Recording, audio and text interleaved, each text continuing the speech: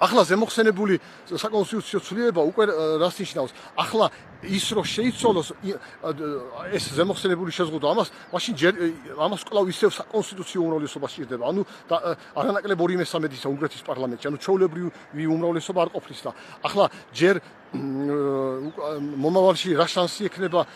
იმ პოლიტიკურ პარტიას, რომელსაც ვიქტორ ორბანი წარმოადგენს, ფიდეს უნგრეთის პარლამენტში უმრავლესობის მოპოვებისა და მით უმეტეს 2/3-ის მოპოვებისა, საკონსტიტუციო უმრავლესობის მოპოვებისა, რომ პრემიერ-მინისტრობის უფლება მოიპოვოს. რა თქმა უნდა, ეს უკვე ფაქტიურად utopიაში გადადის დიდი ალბათობით და უკვე თავისთავად ეს უკვე ვიქტორ ორბანის კვლავ გაპრემიერ-მინისტრების იდეას ფაქტიურად უდიდესი ალბათობით არარეალურად აქცევს, რაც თავისთავად როგორც თქვი პუტინის მოკავშირეების დარაზმულობას ზემოხსენებული მიმართულებით თუნდაც ნატურის დონეზე ამცირებს. და რაც შეეხება ზემოხსენებულ შეზღუდვას, ეს დაახლოებით იმის მაგვარია ამერიკის შეერთებულ შტატებში ხომ არის, რომ პრეზიდენტს ეკრძალება 2-ზე მეტი ვადით პრემიერ-მინისტრის თანამდებობის დაკავება და ვინაიდან უნგრეთის საპარლამენტო რესპუბლიკა უნგრეთში დაახლოებით შემდეგდან ის შეზღუდვა პრემიერ-მინისტრზე დაადგინეს, რადგან უნგრეთში პრეზიდენტის უფლებები შეზღუდულია და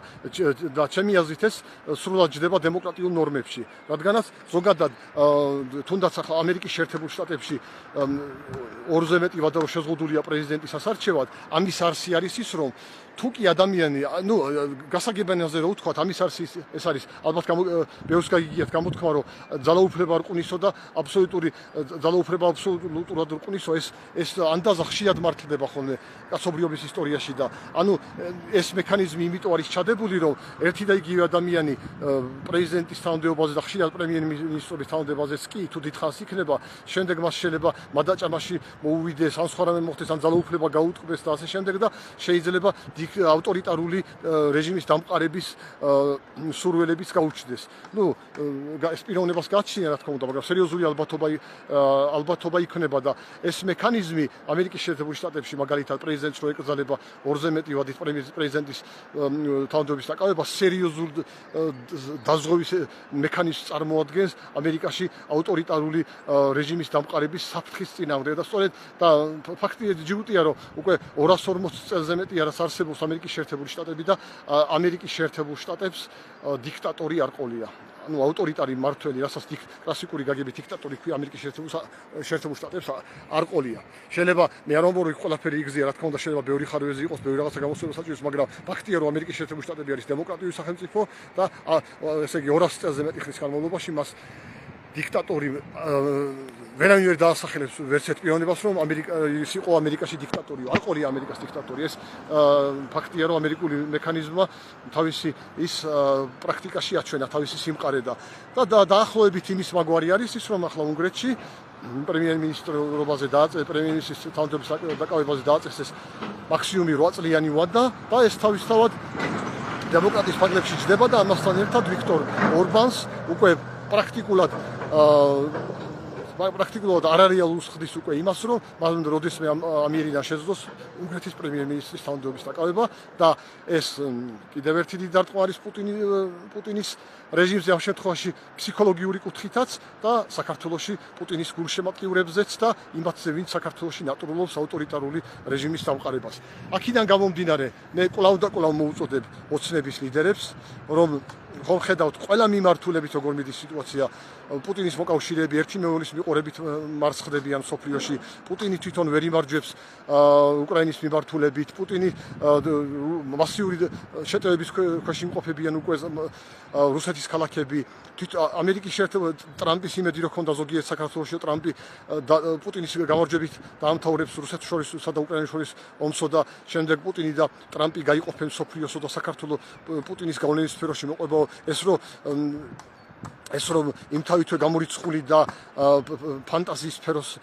დატურა არის, ესეც ხო ფაქტია. აქედან გამომდინარე, ამ ყველაფრის გათვალისწინებით და ზოგადადაც ამათ გარეშეც მოგიწოდებთ ოცნების ლიდერებს, რომ დაიწყოთ დემოკრატიული რეფორმები, ეს იქნება იმასთან დაკავშირებით ახლა რამდენიც არის, რომ საპროტესტო აქციებთან დაკავშირებით რამდენი ადამიანია დაპატიმრებული და დიდი ალბათობები არის საზოგადოებაში და საერთაშორისო მასშტაბით, რომ მათი დაპატიმრების საქმეებზე არისო პოლიტიკური შემცველობაო